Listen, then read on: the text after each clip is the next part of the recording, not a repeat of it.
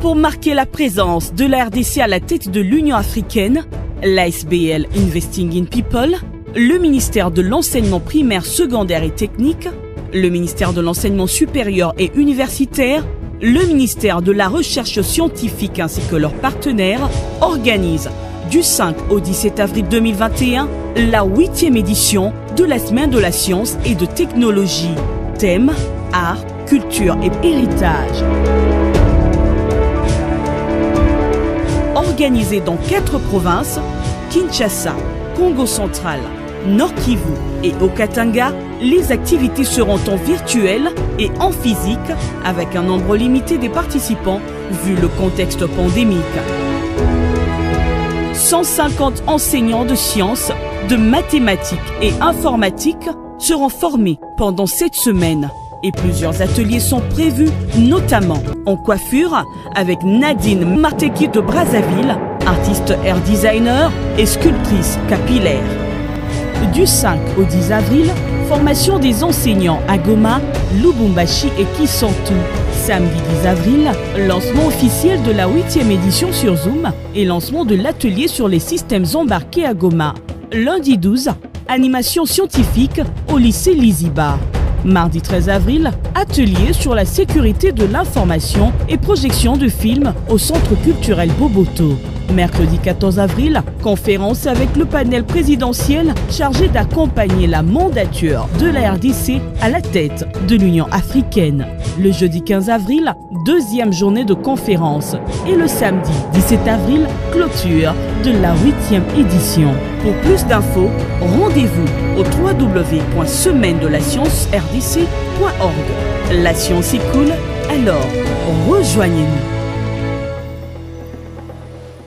Bonjour, mesdames et messieurs, amis internautes, où que vous soyez à cet instant précis dans le monde, nous vous souhaitons la bienvenue dans cette cérémonie d'ouverture de la 8e édition de la Semaine de la science et des technologies en République démocratique du Congo. Vous le savez, c'est depuis 2014 exactement que cette initiative a été prise par Investing in People avec le précieux soutien des ministères de l'enseignement primaire, secondaire et technique, ainsi que celui de l'enseignement supérieur et universitaire, sans oublier évidemment la recherche scientifique. Cette année est très particulière puisque, vous le savez, la République démocratique du Congo assume la présidence en exercice de l'Union africaine, ce qui explique d'une certaine façon la thématique qui a été choisie cette année, à savoir art,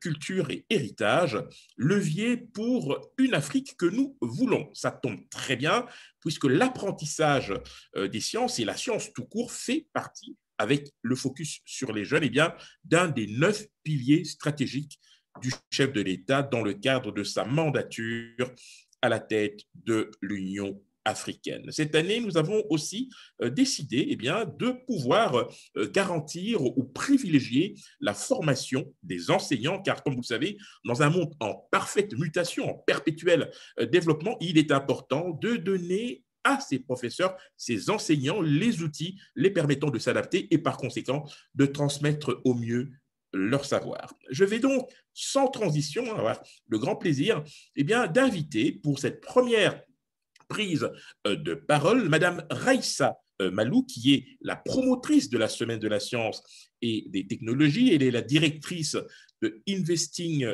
in People. Elle est également chef de l'unité technique d'appui de la Banque mondiale auprès du ministère de l'enseignement primaire, secondaire et technique. Et elle est aussi et surtout membre du panel présidentiel chargé d'accompagner son Excellence Félix Antoine Tshisekedi Tshilombo, président de la République et chef de l'État, dans l'exercice de sa présidence de l'Union africaine. Madame Raissa Malou, vous avez la parole. Merci. Mesdames et messieurs, chers élèves, chers étudiants, chers amis de la Semaine de la science et des technologies, quel bonheur de vous retrouver ce samedi 10 avril pour le lancement de la 8e édition de la Semaine de la science et des technologies. Nos objectifs sont toujours les mêmes: vulgariser les sciences et les technologies, promouvoir les savoirs et savoir-faire et surtout susciter des vocations. Pour y arriver, chaque année, il nous faut prendre notre bâton de pèlerin pour convaincre. Il nous faut nous réinventer et trouver de nouveaux partenaires.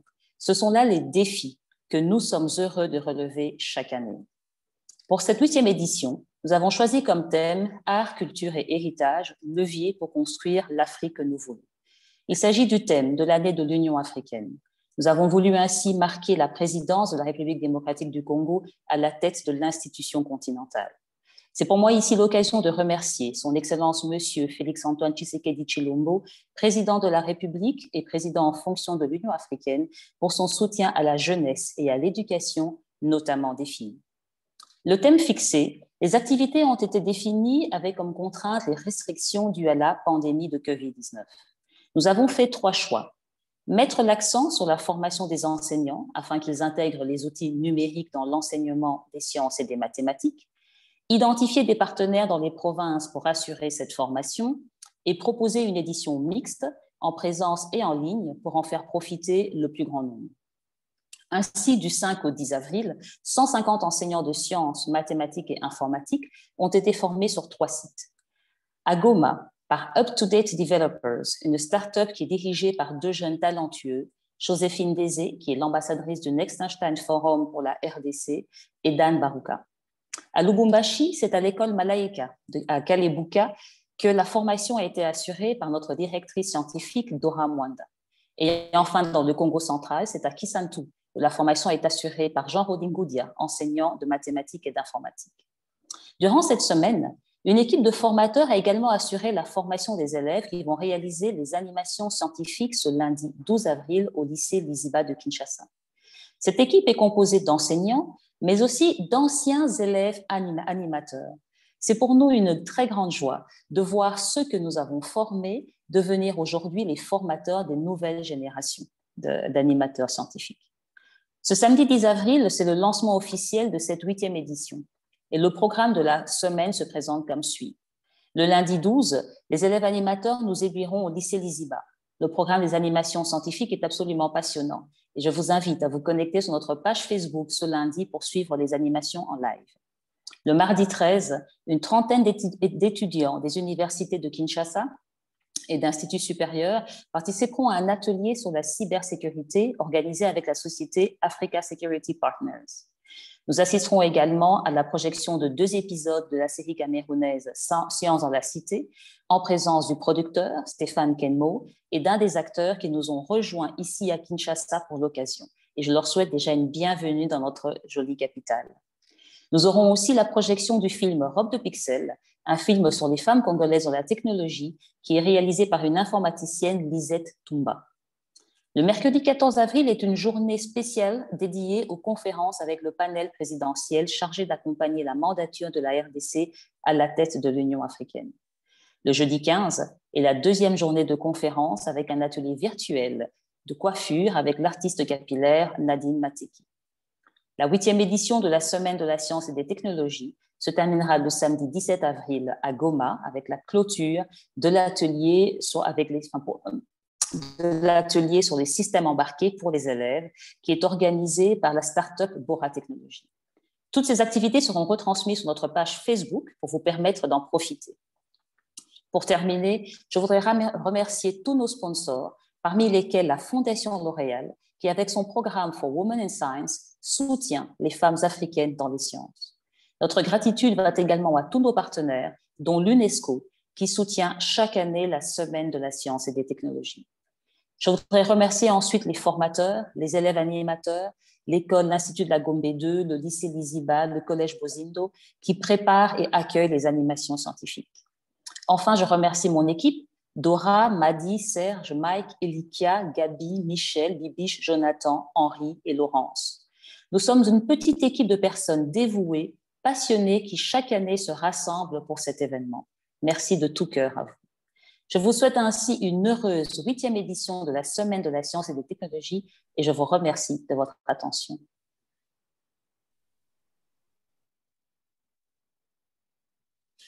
Merci infiniment, Raïssa Amalou, pour cet exposé introductif. C'est aussi le lieu ici de rappeler le triple objectif qui est poursuivi depuis 7 ans maintenant par la Semaine de la science et des technologies en République démocratique du Congo. Premièrement, c'est bien évidemment encourager l'apprentissage des sciences en intéressant les jeunes à des matières qui peuvent, à un moment donné, permettre à un pays de mieux se développer et donc de se positionner en ordre utile dans cette compétition internationale. Deuxièmement, c'est de pouvoir donner les moyens aux enseignants, aux professeurs, aux institutions de pouvoir précisément garantir le meilleur encadrement qui soit dans des matières scientifiques et enfin susciter des vocations, car là aussi c'est très important de faire en sorte qu'un maximum de jeunes puissent s'intéresser aux matières scientifiques. Et il se trouve qu'en début de semaine, il y a eu plusieurs activités. Cela a été rappelé notamment au Congo central, mais également dans la province du Haut-Katanga. Et c'est là précisément qu'une expérience extraordinaire se déroule en ce moment au sein de la Fondation Georges Malaïka. Nous sommes allés sur place pour précisément lancer la formation des enseignants. Je vous invite donc à suivre cette vidéo.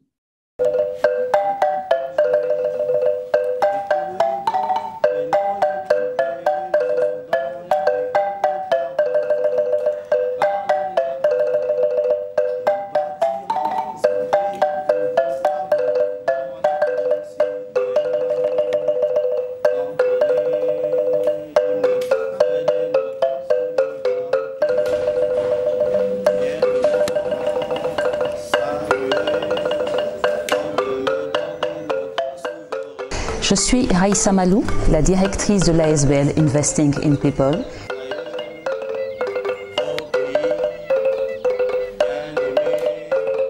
Qui organise tous les ans, avec le ministère de l'Enseignement primaire, secondaire et technique, la Semaine de la science et des technologies. De la Semaine de la science avec des animations scientifiques. Au lycée français, j'ai le grand plaisir de vous présenter Cette année 2021, c'est la 8e édition consécutive. Et nous l'avons placée sur le thème Art, culture et héritage, levier pour bâtir l'Afrique que nous voulons. Nous avons voulu, c'est le même thème que le thème 2021 de l'Union africaine. Nous avons voulu ainsi marquer la présidence de la République démocratique du Congo à la tête de l'Union africaine pour cette année. Art, culture et héritage, l'accent est mis sur la formation des enseignants. Alors cette année aussi, ce que nous avons voulu absolument faire, c'est mettre l'accent sur la formation des enseignants. Parce que vous avez bien vu l'année passée, notre système éducatif a énormément souffert, l'école a été fermée et l'instruction s'est arrêtée. Pour nous, il est absolument essentiel de former les enseignants, les outiller, pour que le numérique soit intégré dans l'enseignement des sciences et des mathématiques en RDC. Durant la semaine, vous allez être invités à prendre note sur des tablettes ou des ordinateurs. Les formations cette année vont se faire sur 3 sites. Nous sommes ici à Lubumbashi, à l'école Malaïka, que je remercie ici infiniment à mon amie Noëlla de nous accueillir aujourd'hui pour cette formation des enseignants pour les écoles qui sont autour de cette école Malaïka à Kalibuka et les écoles de Lubumbashi. Donc, comme nous disons chez nous, Science is fun, join us. Voilà pour ce reportage dans le Haut-Katanga, le lancement de la formation des enseignants, notamment dans le numérique. Vous le savez, cela fait 7 ans maintenant que la Semaine de la science et des technologies est proposée chaque année et je pense pouvoir affirmer, sans risque de me tromper, que c'est l'une des très rares initiatives au niveau continu, je dirais, l'outil éducatif par l'apprentissage des sciences. Et depuis plusieurs années maintenant, Investing in People ainsi que les ministères de l'enseignement primaire, secondaire et technique bénéficient du précieux soutien de l'Organisation des Nations Unies pour l'éducation, la science et la culture, UNESCO en sigle, dont nous sommes extrêmement ravis aujourd'hui d'accueillir le représentant pays, Monsieur Jean-Pierre Ilboudo. Monsieur Jean-Pierre Ilboudo, bonjour, merci de nous faire l'honneur d'être présent pour la deuxième année consécutive pour l'ouverture officielle de cette semaine de la science et des technologies. Nous allons à présent vous écouter pour votre mot de circonstance. Merci, Madame la Présidente de l'association Investing in People, Mesdames et Messieurs les chercheurs et scientifiques, distingués invités à vos titres et qualités respectifs, tout protocole respecté, Mesdames, Mesdemoiselles et Messieurs. Ça a été toujours un plaisir pour moi de me retrouver parmi vous pour la célébration de cette grande activité qui est la semaine de la science et des technologies qui, qui a sa 8e édition.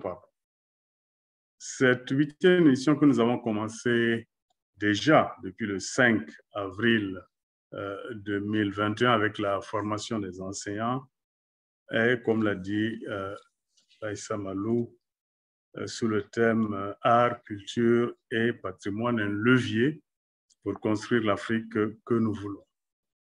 La formation des enseignants pose la question enseignante comme étant une des priorités de l'UNESCO, puisque depuis le 15 octobre, lorsque la directrice générale de l'UNESCO a visité la RD Congo, elle s'est engagée avec le président Tshisekedi à faire en sorte que l'UNESCO contribue sur 2 aspects de la gratuité.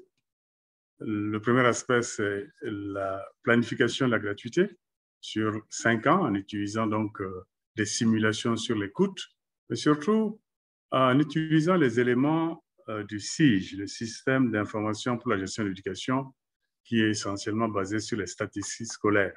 Statistiques sur le nombre d'écoles, le nombre d'enseignants, etc.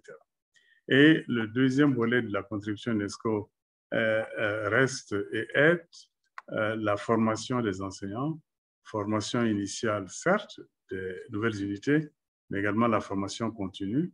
Et c'est ce que vous avez initié déjà dans le cadre de cette semaine de la culture, et je vous en remercie. C'est vrai qu'avec la COVID-19, il faut repenser le métier d'enseignant, vous l'avez si bien dit, Madame Raïssa Malou, avec donc l'utilisation de nouvelles technologies de l'information et de la communication pour pallier un certain nombre de problèmes, dont la non-présence dans les classes, ce que nous appelons l'enseignement à distance ou la continuité pédagogique avec la COVID. La 5e aspiration, j'allais dire, parmi les 7 sur lesquelles s'appuie l'agenda 2063 de l'Union africaine, fait mention, et je cite, d'une Afrique dotée d'une forte identité culturelle et d'un patrimoine commun, de valeurs et d'une éthique partagée. De ce fait, le plan décennal de mise en œuvre 2013-2023 de l'agenda 2063 de l'Union africaine sur l'Afrique que nous voulons met en exergue, ce plan met en exergue, disais-je, le rôle important que joue l'UNESCO dans la protection et la promotion de la diversité des expressions culturelles par la ratification des conventions sur la protection du patrimoine culturel de 1972, la convention de 2003 sur le patrimoine immatériel et la convention de 2005 sur la diversité culturelle afin de promouvoir, donc j'allais dire, la fierté et la renaissance culturelle africaine. L'UNESCO, notre organisation, a, dans le cadre de sa stratégie opérationnelle 2014-2021, placé l'Afrique et le genre comme priorité et la culture comme moteur et catalyseur du développement durable. À cet effet, une attention particulière est portée à l'accompagnement donc de celles et de ceux qui sont leaders, essentiellement les scientifiques. C'est la raison pour laquelle l'UNESCO ne peut en aucune manière ne pas hésiter, ne peut en aucune manière hésiter à accompagner, j'allais dire, les promoteurs de cet événement qui est à sa 8e édition, ce qui veut dire qu'elle aura j'allais dire, une longue vie. Mesdames et messieurs, le programme de l'UNESCO relatif à la culture est essentiel pour réaliser le programme 2030, donc la réalisation des objectifs du développement durable, tant qu'elle contribue donc au développement humain et socio-économique, à l'éducation de qualité, à l'inclusion sociale, aux villes durables, à la durabilité environnementale et surtout aux sociétés pacifiques. La thématique des arts, de la culture et du patrimoine a été au cœur des discussions de la 34e Assemblée des chefs d'État et des gouvernements de l'Union africaine qui s'est tenue en ligne du 6 au 7 février 2021. Pour votre information, ce sommet de l'Union africaine a mis l'accent sur la consolidation et le soutien des atouts culturels et artistiques de l'Afrique comme force unificatrice, j'allais dire même fédératrice, pour les peuples africains qui répondent à un rôle crucial de catalyseur de développement socio-économique et d'intégration du continent africain. La rencontre a ainsi permis de souligner que ce thème va de pair avec les aspirations de l'Union africaine visant à promouvoir l'unité panafricaine, l'autodétermination, la liberté, les progrès et la prospérité collective en cohérence avec le plan directeur du continent, c'est-à-dire l'agenda 2063. C'est dans ce cadre que le président en exercice de l'Union africaine, son Excellence, M. Félix Antoine Tshisekedi Tshilombo, a rappelé lors de cette réunion que les arts, la culture et le patrimoine sont le fondement de la Renaissance africaine. Il nous offre, avait-il dit, l'opportunité de revenir à nos racines. Fin de citation. En outre, l'insuffisance des allocations budgétaires à la culture, aux arts et au patrimoine entrave le potentiel des secteurs des arts et de la culture en tant que vecteur de paix, d'intégration, de croissance et de développement en Afrique. Comme l'a souligné le président du gouvernement de la transition de la République du Mali, son Excellence Mba Ndao, qui a exhorté les États membres à allouer au moins 1% de leur budget national à ces secteurs d'ici à 2030. Et ce, pour marteler sur le rôle de la culture par le biais du patrimoine culturel et de la créativité comme moteur du développement durable pour la réalisation des objectifs du développement durable, les ODD. Que tout le plaidoyer que nous voulons faire ici sur la thématique de l'Union africaine en 2021 ne nous fasse pas donc perdre de vue l'objet de cette réunion basée sur la semaine de la science et des technologies. En effet, cette thématique enrobe le potentiel constructif de l'Afrique fondé sur les enjeux de la cybersécurité, les solutions technologiques durables, l'électrification durable, l'intelligence artificielle, la robotique et la machine learning, en gros sur les sciences, technologies et innovations et les STEM, sciences, technologies, engineering and mathematics, pour lesquels la contribution des femmes est largement sollicitée. Cela peut se traduire dans un proche avenir au développement donc des galeries virtuelles. La pandémie de la COVID-19 doit être une opportunité d'expression des potentiels et de la science pour rendre compte du pouvoir de la culture dans notre vie quotidienne. C'est dans ce cadre d'ailleurs que M. Ernesto Otone, sous-directeur général de l'UNESCO pour la culture, déclarait, et je cite, « Aujourd'hui, plus que jamais, nous avons besoin de culture. La culture nous rend résilients, nous donne de l'espoir, nous rappelle que nous ne sommes pas seuls.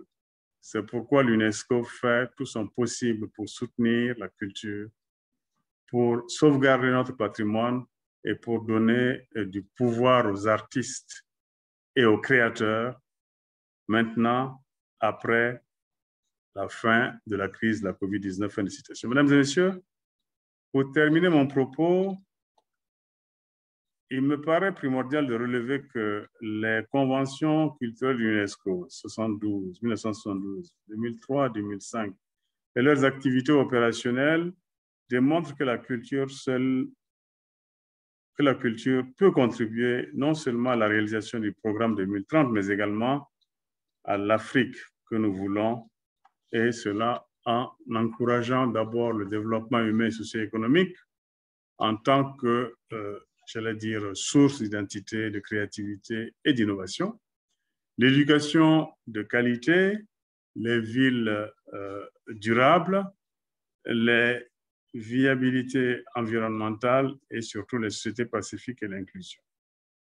Je vous souhaite à toutes et à tous de passer d'excellents moments d'exploration sur les sciences, les technologies et l'innovation, en ayant à l'esprit que art, culture et patrimoine est le levier que nous devons actionner pour construire l'Afrique que nous voulons en 2021. Plein succès donc à notre rencontre et que vivent les sciences au service du développement. Je vous remercie.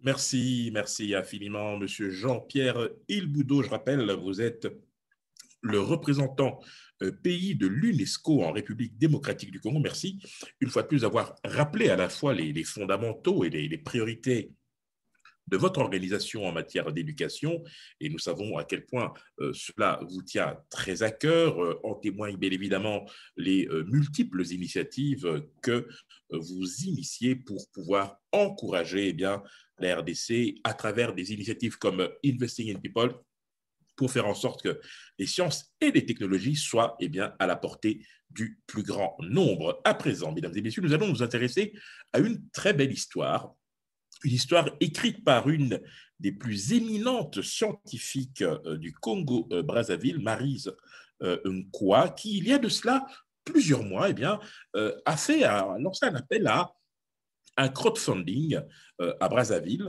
Et cet appel a été entendu 5 sur 5 par Investing in People, qui a financé à hauteur de $10 000 Maryse Nkwa pour ses recherches, et ce, dans le cadre des bourses Makutano. J'ai le grand plaisir de vous proposer cette vidéo qui nous raconte cette belle histoire. Magnéto.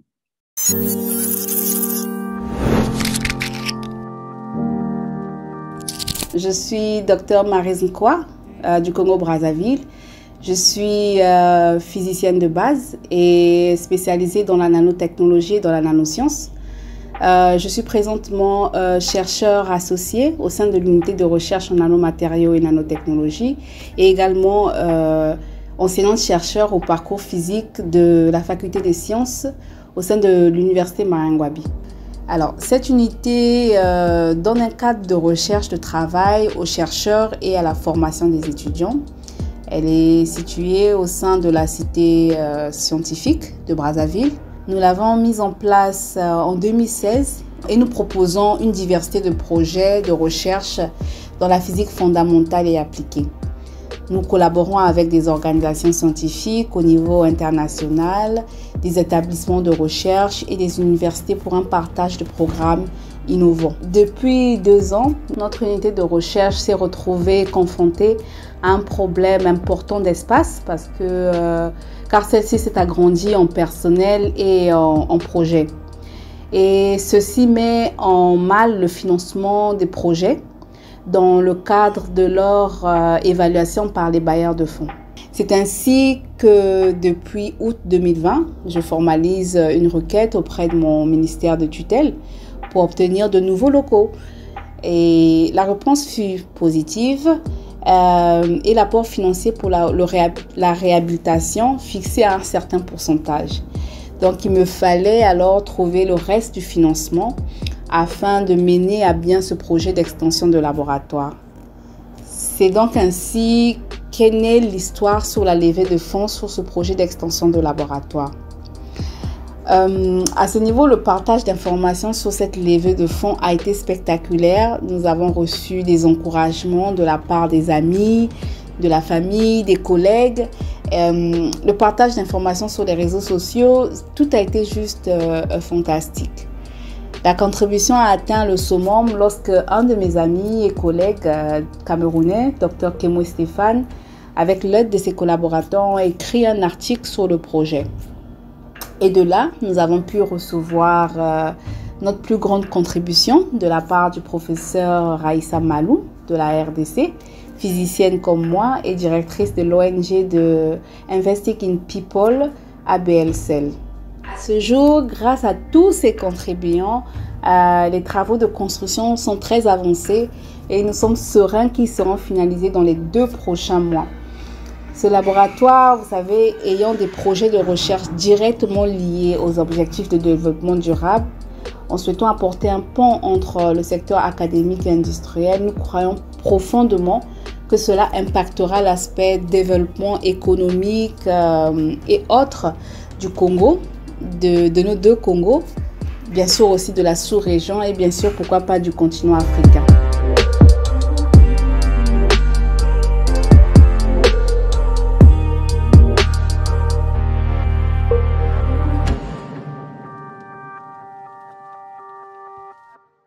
Magnifique témoignage qui montre à quel point il est important aussi que les pays africains puissent être interconnectés en termes de recherche scientifique. C'est un très bel exemple de solidarité. Vous le savez, cette semaine de la science et des technologies s'inscrit dans le droit fil de cette année exceptionnellement importante pour la République démocratique du Congo, puisque c'est depuis le 6 février 2021 que son Excellence Félix Antoine Tshisekedi Tshilombo assume la présidence en exercice de l'Union africaine. Et parmi les 9 piliers stratégiques qui sont les siens pour sa mandature, eh bien, il a placé les jeunes.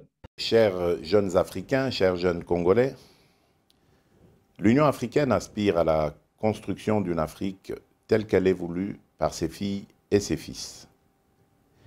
Il y a dans le slogan « L'Afrique que nous voulons » le sentiment d'autodétermination.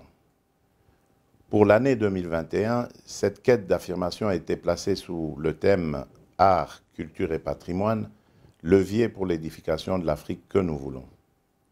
C'est ce même thème qui a été choisi pour la 8e édition de la Semaine de la science et des technologies qui nous réunit aujourd'hui. La République démocratique du Congo est l'un des rares pays du continent, peut-être le seul à avoir organisé à ce jour 8 éditions consécutives d'un tel événement scientifique. Je note avec satisfaction que la Semaine de la science et des technologies contribue à la promotion des sciences et des technologies auprès des jeunes et du grand public. Mesdames et messieurs, notre organisation continentale a pour ambition de faire de l'Afrique le continent de l'avenir. Mais cette ambition ne peut se réaliser que si chaque État membre investit davantage dans l'éducation, les sciences, les technologies et l'innovation.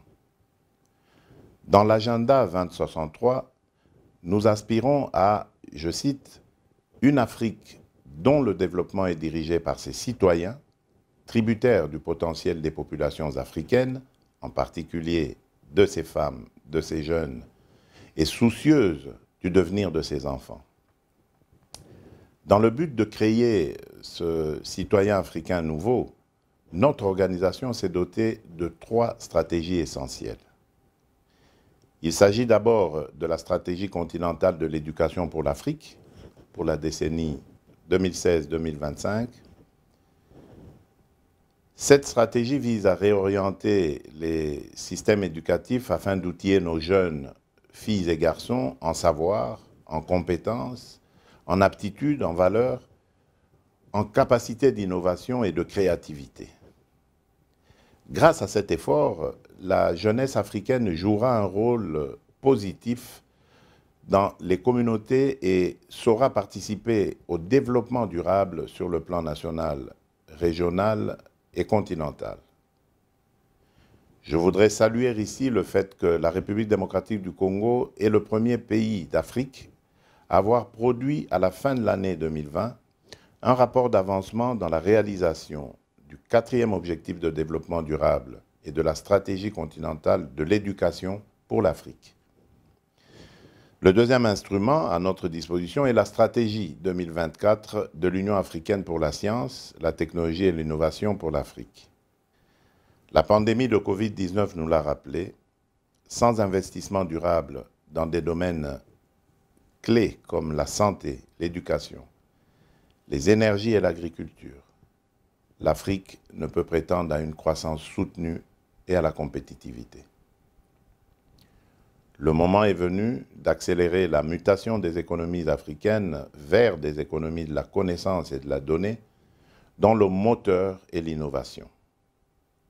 La stratégie de l'Union africaine pour la science, la technologie et l'innovation est ainsi un outil précieux. Et ma priorité durant mon mandat sera de renforcer la coopération interafricaine et internationale dans ce domaine. Enfin, notre continent s'est doté d'une stratégie spatiale. La sécurité alimentaire, l'urbanisation rapide, la gestion durable de l'environnement et des ressources naturelles, la santé et l'éducation de nos populations croissantes sont là quelques défis majeurs de notre temps et des années à venir. Pour les aborder, il nous faut participer activement au développement d'applications et de services liés à l'espace. C'est nouveau pour beaucoup d'entre nous, mais c'est la voie à suivre. Mesdames et messieurs, chers élèves, chers étudiants, nous ne devons jamais cesser de rappeler que le développement de notre continent est intimement lié à celui des sciences, des technologies et de l'innovation. C'est là toute l'importance de cette semaine de la science et des technologies, car un tel événement permet de démystifier ces domaines pour les rendre accessibles au plus grand nombre, de renforcer la confiance de nos populations en notre capacité à bâtir un continent meilleur, l'Afrique que nous voulons, et de préparer le futur. C'est sur cette note d'espoir que je déclare ouverte la 8e édition de la Semaine de la Science et des Technologies. Je vous remercie.